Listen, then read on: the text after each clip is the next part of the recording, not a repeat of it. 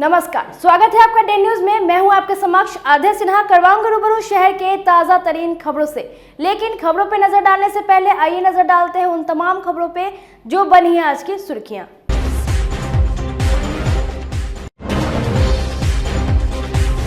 Love triangle में दीवाने की हो गई हत्या, मामला उजागर होने पर पुलिस भी हो गई हैरान।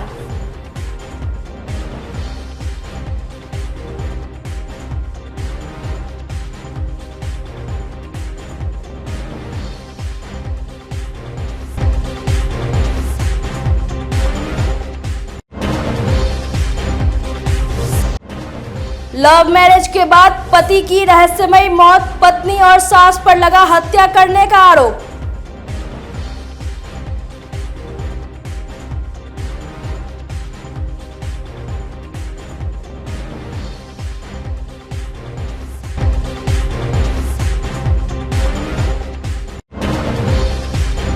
और थानेदार के व्यवहार से आहत महिला सिपाही ने किया सुसाइड का प्रयास, एसएसपी ने दिया जांच का आदेश।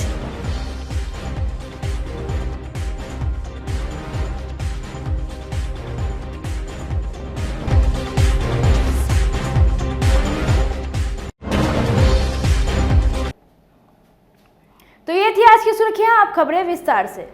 लव ट्रायंगल में अगर कोई दीवाना फंसता है तो इसका अंजाम बुरा होना तय है। ये हम नहीं कह रहे, मुजफ्फरपुर में कुछ ऐसा ही हुआ है। लव ट्रायंगल में एक दीवाने का कत्ल हो गया।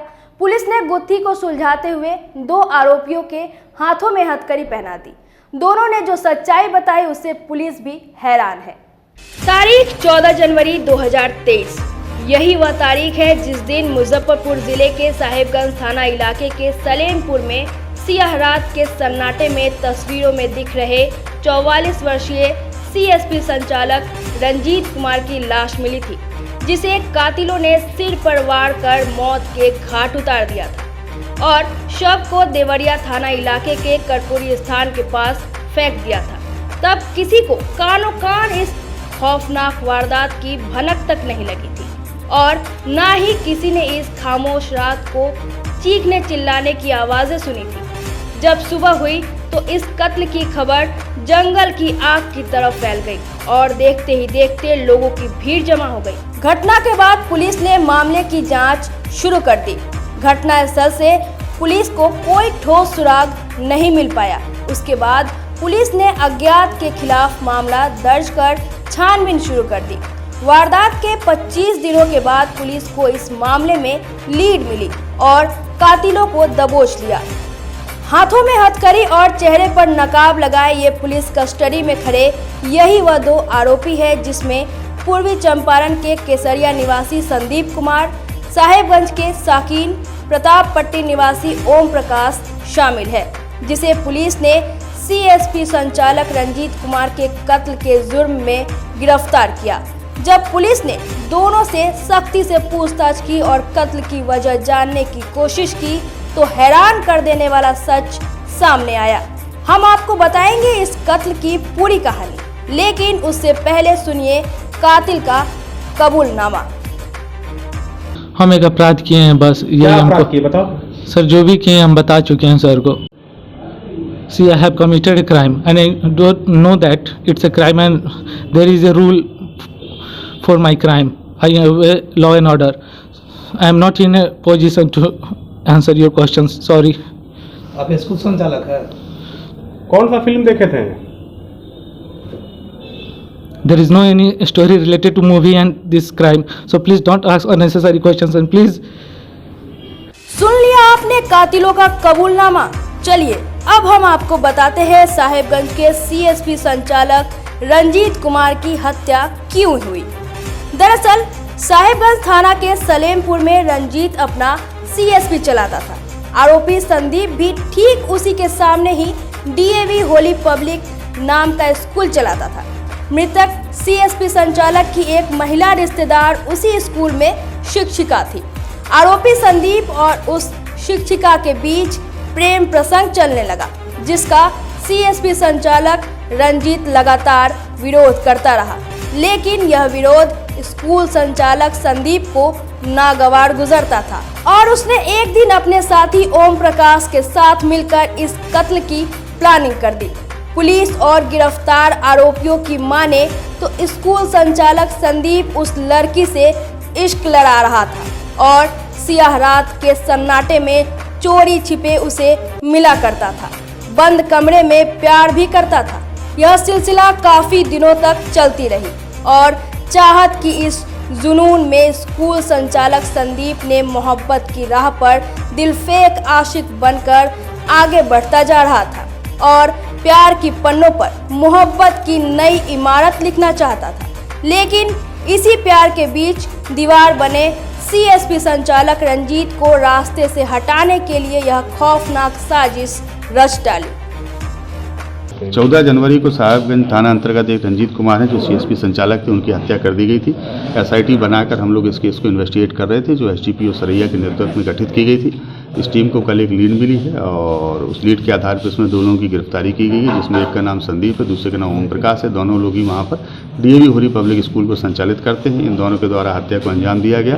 साक्ष्य को छिपाने के लिए 4 अन्य जगहों पर अलग अलग जगहों पर साक्ष्य को फेंका गया और हत्या की जो वजह है वो वजह इनके यहाँ एक शिक्षिका हैं जो मृतक की परिचित थी और जो अभियुक्त हैं वो उनसे शादी करना चाहते थे, लेकिन मृतक के द्वारा लगातार इस शादी का विरोध किया जा रहा था और इसी विरोध की वजह से गुस्से में आकर इनके द्वारा और इनके एक सहयोगी ओम प्रकाश दोनों के द्वारा मिलकर मृतक की हत्या कर दी। रिकवर में सर क्या क्या कुछ है? हाँ, रिकवरी भी इसमें हुई है। इसमें एक बाइक रिकवर हुई है और इसके अलावा एक अल्टो कार भी रिकवर हुई है जो उससे डेड बॉडी फेंकी गई थी और 3 मोबाइल हैं उनको भी जब्त किया गया। मेन सर प्रेम पर्सन को लेकर ये हत्या की गई? हाँ, कह सकते हैं कि प्रेम पर्सन।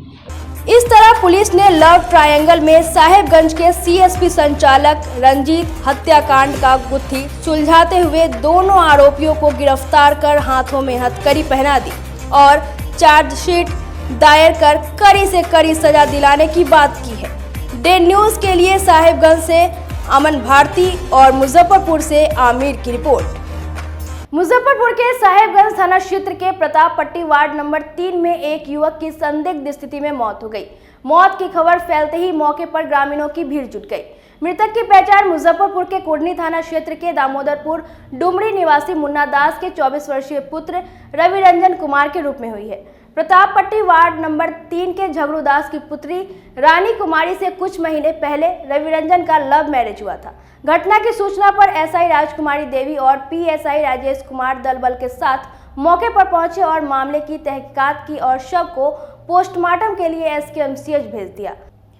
पुलिस ने मजनू नामक एक व्यक्ति को हिरासत में लिया है। अपने आप को निर्दोष बताते हुए मजनू ने बताया कि वे झगड़ू दास के परिवार को रहने के लिए शरण दिया था। वहीं घटना के संबंध में मृतक के भाई गणेश दास ने बताया कि रवि रंजन कुछ दिनों से ससुराल में था।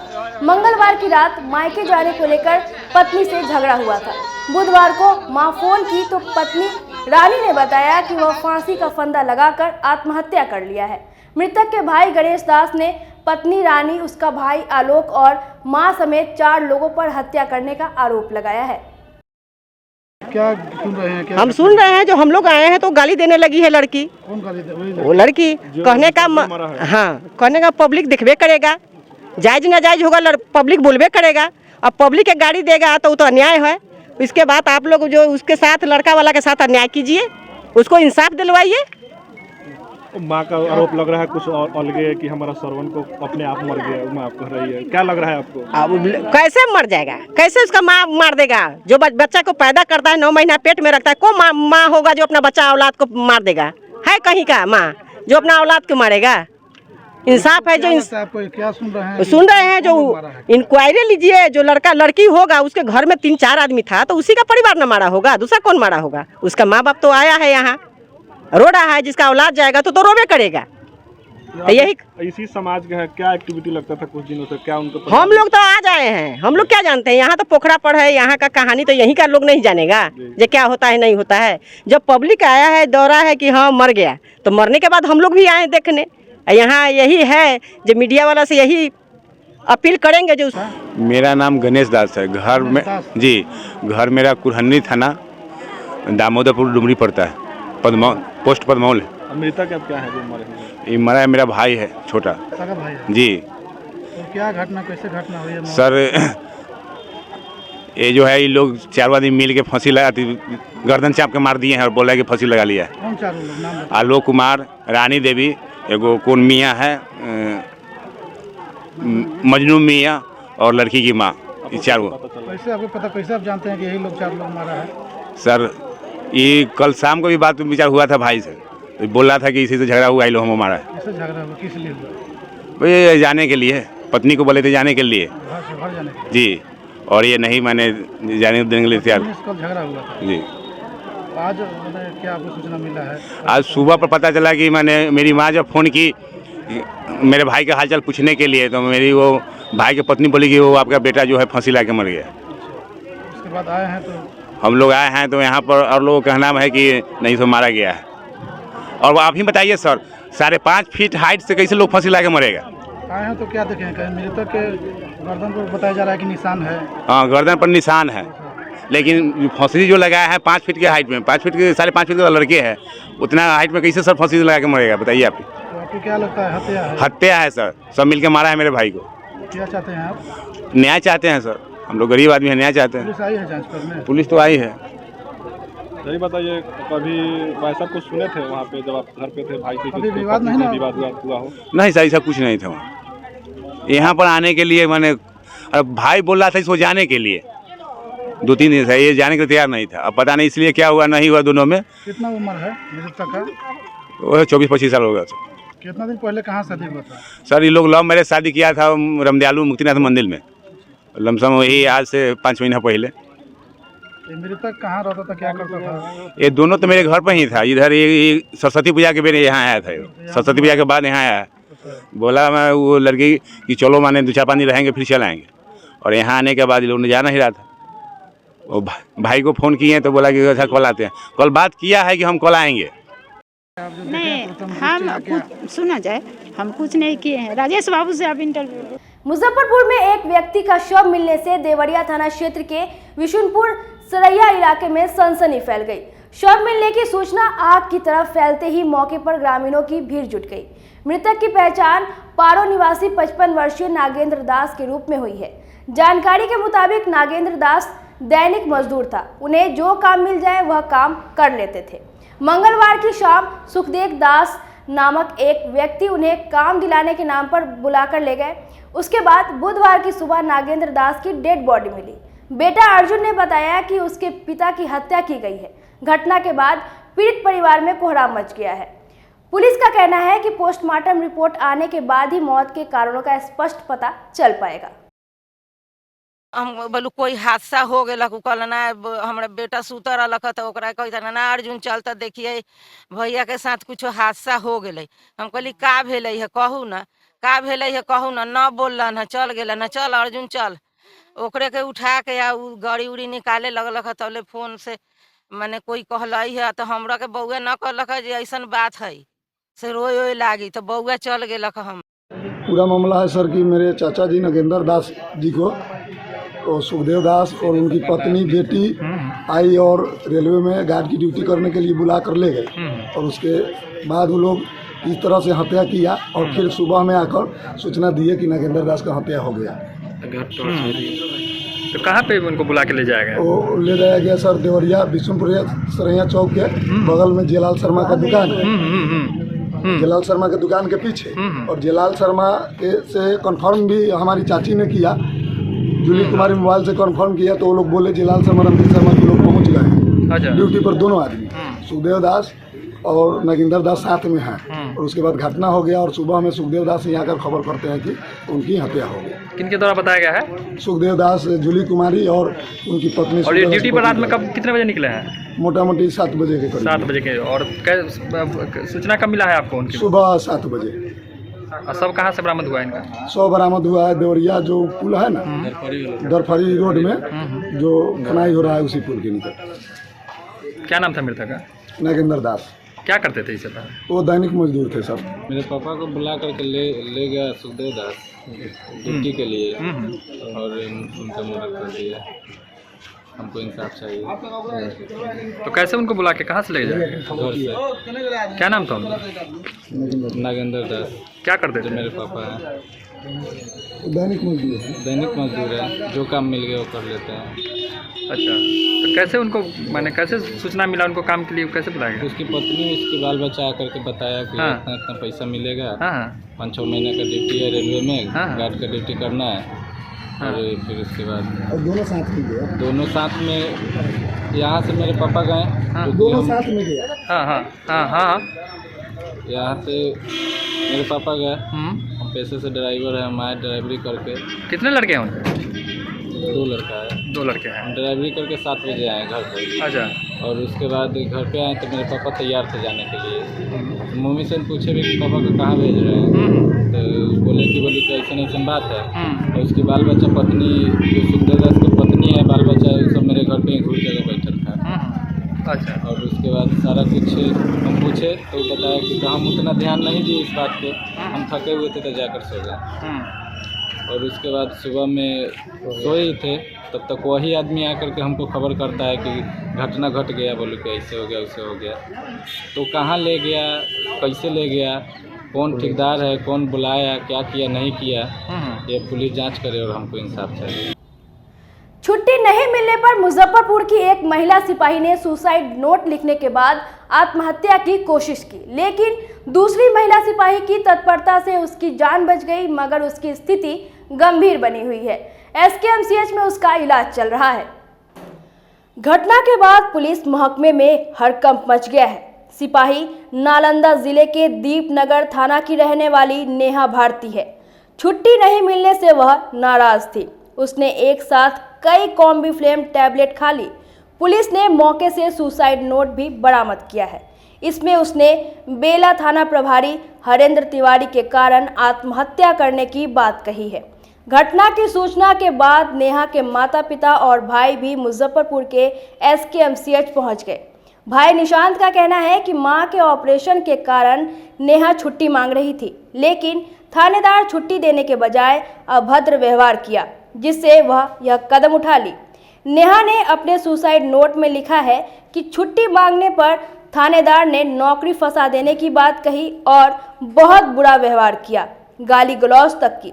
थानेदार ने ऊपर तक पहुंच होने का धौंस दिखाते हुए जहां कंप्लेन करना है वहां जाने की बात कही। नेहा ने अपने सुसाइड नोट में लिखा है कि बेला थाना अध्यक्ष की बातों से आहत होकर सुसाइड करने का निर्णय लिया है। इसमें परिवार, दोस्त या कोई सगे संबंधी का हाथ नहीं है। पूरे मामले पर एसएसपी राकेश कुमार ने बताया कि लाइन डीएसपी के नेतृत्व में एक टीम बनाई गई। पूरे मामले की जांच की जा रही है। जो भी दोषी होंगे उन्हें बख्शा नहीं जाएगा। मेरी दीदी बेला थाना में नियुक्त है, जॉब करती है, सिपाही है, कांस्टेबल। वही छुट्टी के लिए मांग की थी थाना प्रभारी बेला थाना से, तो वो बोले कि छुट्टी नहीं मिल पाएगा। जो दीदी बहुत कुछ सुनाई भी कि हमको बहुत दिक्कत है सर, जो ऑपरेशन भी करवाना है मम्मी को, जो छुट्टी दे दीजिए कुछ दिन का, 5-10 दिन का। बोले नहीं मिलेगा, ज़्यादा बोलोगी तो फिर बहुत उल्टा सीधा भी बोले, और बोले कि ज़्यादा बोलोगी तो मेरा पहुंच है ऊपर तक, जो हम तुमको अथी करवा देंगे, नौकरी से हाथ धुलवा देंगे, ऐसे वैसे बहुत बोले। उसी कारण डिप्रेशन में आकर दीदी ऐसा कदम उठाई और दवा वगैरह खा लिए, अथी वाला पॉइजन वाला। इसी कारण क्या बता रही थी दीदी जब से नए थाना प्रभारी आए हैं? क्या नए थाना प्रभारी तो मतलब 20 दिन से दीदी जब भी फ़ोन करती थी घर, तो मतलब सही से बात नहीं करती थी, रो कर बात करती थी, कभी कैसे भी मतलब सही ढंग से बात नहीं कर पाती थी, टेंशन में ही रहती थी हर वक्त। तो हम सोचे नहीं थे कि इतना हो जाएगा, पर अचानक ऐसा हो गया। सह नहीं पाई दीदी, कुछ ऐसा बोले सर, उल्टा सीधा बोले थाना प्रभारी। प्रताड़ित वगैरह भी करते थे थानेदार, कुछ बताएं हैं आपको? क्या दीदी बताएं, कुछ प्रताड़ित वगैरह भी किया करते थे थानेदार? मतलब कोई परेशान वगैरह परेशान करते? वही टॉर्चर करते रहते थे, उल्टा सीधा बोलते रहते थे, ऐसे वगैरह, थोड़ा अलग बिहेवियर के टाइप का। तो कब बात हुई लास्ट बार आपके उनसे? दोपहर को बात हुआ था कल, और फिर रात को दीदी के जो रूममेट थे वो अचानक फ़ोन किए कि ऐसे ऐसे हो गया, तो हम फिर रात को ही 12 बजे निकले यहाँ के लिए, मुजफ्फरपुर आने के लिए। तो वही फिर तो हॉस्पिटल में ही है, जैसे दिख रहा है। कितने दिन से नौकरी में है? ये 2 साल से। 2 साल से मुजफ्फरपुर में ही है? हाँ। किस जिला के रहने वाले हैं आप? नालंदा। क्या हुआ? बेटी हमारी नेहा भारती जो है बेला थाना में सिपाही के पद पर नियुक्त है। और जो थाना प्रभारी हैं वहाँ वो बहुत जब से वो आए हैं करीब 15-20 दिन से बहुत टॉर्चर करते रहते हैं। कभी छुट्टी नहीं देते हैं और कभी अथी करते हैं कि नौकरी से बर्खास्त कर देंगे, ख़त्म कर देंगे या अथी कर देंगे, सस्पेंड कर देंगे और पेमेंट बंद करवा देंगे। यही सब टॉर्चर है। तब कुछ आप शब्द का भी प्रयोग करते हैं। अब कल भी मैंने ड्यूटी से गई, छुट्टी लगी कि माँ के ऑपरेशन होना है सर, जो छुट्टी दीजिए चाहिए हमको 10 दिन के, जो हम लास्ट फागुन में जाएंगे होली के टाइम से। तो छुट्टी भी नहीं दिया। अब शब्द के प्रयोग करने लगे, बोलने लगे और वही आकर के वो दवा खा ली। शाम में गई थी थाना पर, दवा खा ली। फिर यहीं आ गए। हम तो यहाँ हाईवे में थे। क्या स्थिति है? क्या स्थिति? अभी स्थिति है थोड़ा सुधार। आपको कैसे जानकारी मिली? है कैसे जानकारी मिली? यहाँ उसके साथ में वो लड़की रहती है, प्रीति नाम के, सिवान के है।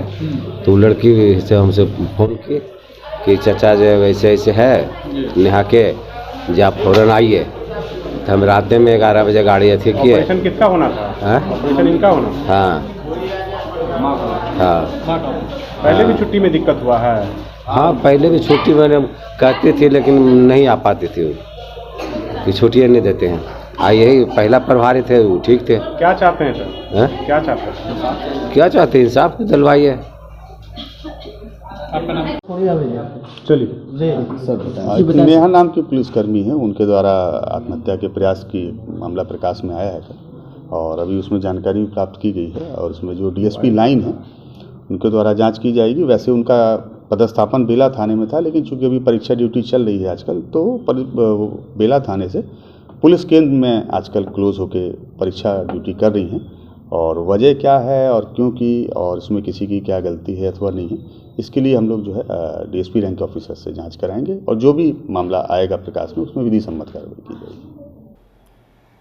उत्तर बिहार ग्रामीण बैंक हाजीपुर के सिंधुआरी शाखा में लूट की घटना रोकने वाले 2 महिला सिपाही जूही कुमारी और शांति कुमारी को बुधवार को मुजफ्फरपुर के कलमबाग चौक स्थित उत्तर बिहार ग्रामीण बैंक के प्रधान कार्यालय में मोमेंटो स्टॉल और इनाम देकर सम्मानित किया गया। मौके पर बैंक के अध्यक्ष सुहेल अहमद सहित सभी पदाधिकारी उपस्थित रहे। अध्यक्ष सुहेल अहमद ने बताया कि दोनों महिला सिपाही ने हथियार के साथ बैंक लूटने आए अपराधियों को अपनी ताकत दिखाकर भगा दिया। वहां मौजूद लोग इन्हें मदद करते तो अपराधी पकड़े भी जाते। इन दोनों की वजह से बैंक का 26 लाख रुपया लूटने से बच गया। महिला सिपाही ने कहा कि हमने अपना फर्ज निभाया। हम लोगों का काम है सुरक्षा देना, चाहे वह बैंक का हो या फिर किसी आदमी का या किसी कार्यालय का। हम लोग पूरी ईमानदारी से अपना काम किए। अगर वहां मौजूद लोग सहयोग करते तो अपराधी पकड़ा जाता। मौके पर बैंक महाप्रबंधक मुकेश कुमार गोसाई भी मौजूद रहे। ये हमारा फर्ज था, क्योंकि हमारी ड्यूटी इसलिए दी जाती है कि हम लोग जो है सो सुरक्षा करें, चाहे जिस लेवल पर हो, पब्लिक हो या फिर बैंक हो या फिर जो भी हो। हम लोग को ड्यूटी ही दी जाती है कि हम लोग को सुरक्षा करना है। तो बस हम अपना फर्ज पूरा किए हैं और ज़्यादा क्या कहूँगी। बस कितना चैलेंजिंग था, क्योंकि अपराधी हथियार के साथ थे और आप एक महिला नहीं, चूँकि हम लोग को जो है सो खुद हम लोग को सारे हथियार से प्रशिक्षण दिया जाता है ट्रेनिंग सेंटर में। तो हम लोग को उस चीज़ से थोड़ा भी घबराहट नहीं लगा, क्योंकि मेरे पास भी हथियार थे। और खास के अगर पब्लिक लोग होती तो वो लोग पकड़ा जाते अगर साथ देती तब, लेकिन वहाँ तो कोई साथ दिया नहीं। चलिए अब क्या कहें, वैसे भी अपराधी लोग पकड़ा ही गए हैं। कितनी खुशी मिल रही है? इतनी बहुत खुशी मिल रही है और ये हौसला हम लोग को कम कभी नहीं होगा। सर वो लोग जो है, हम लोग का फर्ज बनता है कि जो ड्यूटी दी जाती है उसको सही अपने काबिलियत के तरह जितना भी हो, साथ जितना होता है उतना करना ज़रूरी है हम लोग को जो है। और क्या बोले सर, कैसा लग रहा है? ये तो बोल ही दिए। अधिकारियों के द्वारा सम्मान भी मिला है, बहुत अच्छा लगा सर। हम लोग को एक गर्व महसूस होता है कि इतना तक आने का हम लोग को मौका मिला ये किए। तो महिला पुलिसकर्मी जो और जगहों पे काम कर रही है बैंक में, उनके लिए क्या आपका संदेश है?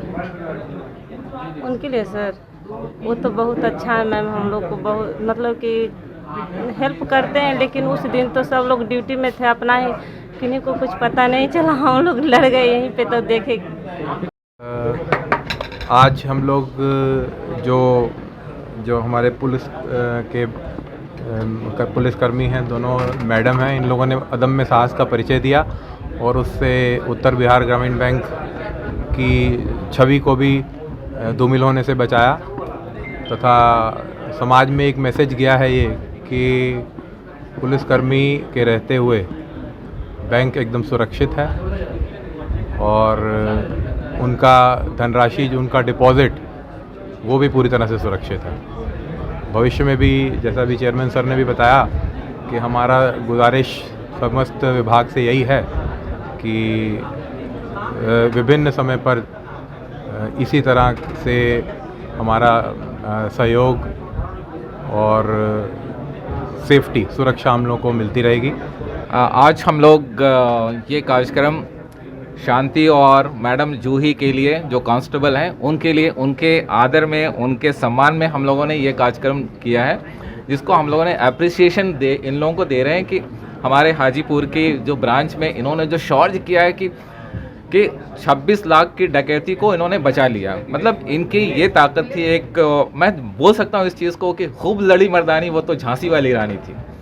मतलब ये जो उन्होंने एक एग्जाम्पल दिया है कि हाँ कि नारी शक्ति कितनी अच्छी शक्ति होती है कि हम इतने दो बदमाशों और वो भी पिस्तौल लेकर के आए हैं और दोनों कांस्टेबल मैडम ने उनको रोक करके उनको भगा दिया। इवन जो उनको झपट्टा मारा तो उन्होंने जिस तरह से इनको पकड़ करके दिखलाया, अपना शौर्य दिखलाया, उसको हम लोग अप्रिसिएशन दे रहे हैं। बैंक का करीब 26 लाख उस दिन बच गया, उसके लिए हम आभारी हैं, इनके आभारी हैं, इनके जो कप्तान उनके आभारी हैं और हमारे जितने भी बिहार के जो टॉप पुलिस एग्जीक्यूटिव्स हैं मैं उनके आभारी हैं कि उनके रहते हुए हमारा बैंक बचा, और इतना बड़ा, और उनका जो भी सेवा हमारे लिए रहता है, जितने भी ब्रांचेस में इन लोगों ने सुविधा दे रखी है, लोगों के कांस्टेबल रखे हुए हैं हमारी सेफ्टी के लिए, सिक्योरिटी के लिए, जनता के सिक्योरिटी के लिए, हम उनको बहुत बहुत आभार व्यक्त करते हैं। यही हम आभार व्यक्त करने के लिए आज उनको सम्मानित किए हैं।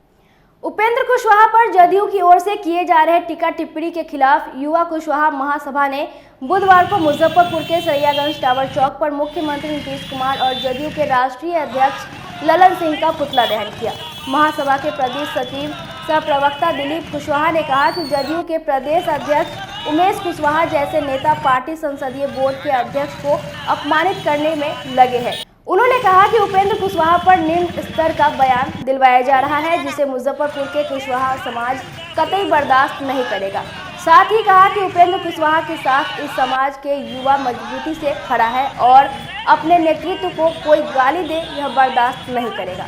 मौके पर विकास कुशवाहा, किशन कुमार, प्रेम कुमार, सनी कुमार, चंदन कुमार, अरुण कुमार, सुशील कुमार सहित दर्जनों युवा उपस्थित रहे।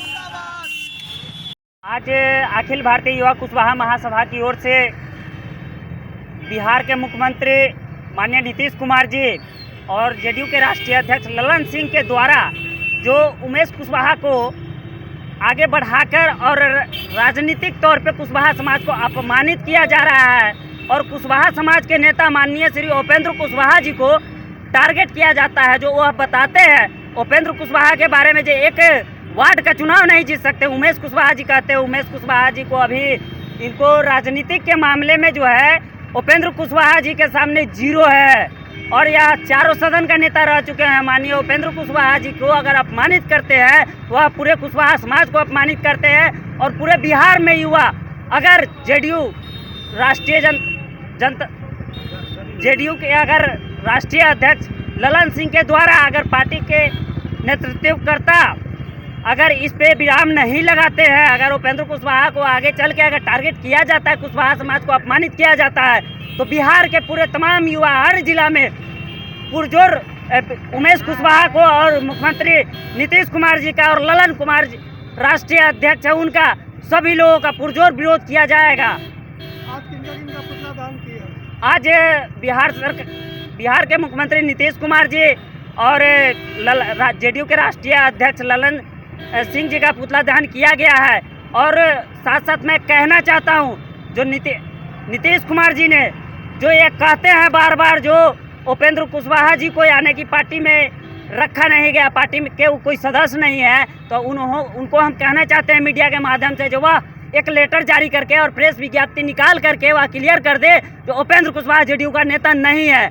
मुजफ्फरपुर में एम्स स्थापित करने, किडनी कांड पीड़ित सुनीता को न्याय दिलाने, रक्सौल मुजफ्फरपुर समस्तीपुर तक मेट्रो निर्माण कार्य कराने, प्रथम मिथिला राज्य का गठन करने सहित 13 सूत्री मांगों को लेकर बुधवार को अखिल भारतीय भ्रष्टाचार विरोधी मोर्चा की ओर से मुजफ्फरपुर समाहरणालय परिसर में धरना दिया गया। मोर्चा के राष्ट्रीय अध्यक्ष इम्तियाज भारती ने बताया कि इन मांगों को लेकर लगातार धरना प्रदर्शन कर रहे हैं। मांगे नहीं मानी गई तो आगे आंदोलन को तेज किया जाएगा। हम लोग सिस्टम में भ्रष्टाचार है, भ्रष्टाचार के खिलाफ हम लोग जंग करते आ रहे हैं 2005 से। उसी की यादगार में फिर पुनः जो है एक बार अपनी मांग सकरा को अनुमंडल बनाने की मांग एवं यहाँ पर एक एम्स की हॉस्पिटल है इत्यादि 13 मांगों के साथ अभी हम लोग यहाँ पर धरना पर बैठे हुए हैं, जो सामाजिक हित में है और सदियों से हम लोग करते आ रहे हैं। लगभग 2005 से राष्ट्रीय अध्यक्ष हमारे इम्तियाज भारती हैं और इसके संस्थापक श्री पुरुषोत्तम विनायक हैं, जो दिल्ली करोलबाग में इनका ऑफिस है। और ये गलत के खिलाफ हम लोग का अभियान चलता रहेगा अनवरत, जब तक सांसें रहेगी।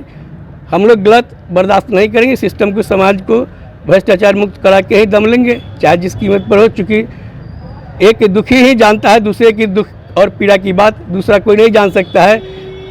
यही कारण है समाज में आज भ्रष्टाचार जगह जगह है। भ्रष्टाचार चौक चौराहा चूल्हा 3 जगह पर स्थापित है। पढ़े लिखे लोग ही इसको दूर कर सकते हैं और जो भी इसमें सहयोग करेंगे हम सबके लिए हैं, सब हमारे हैं।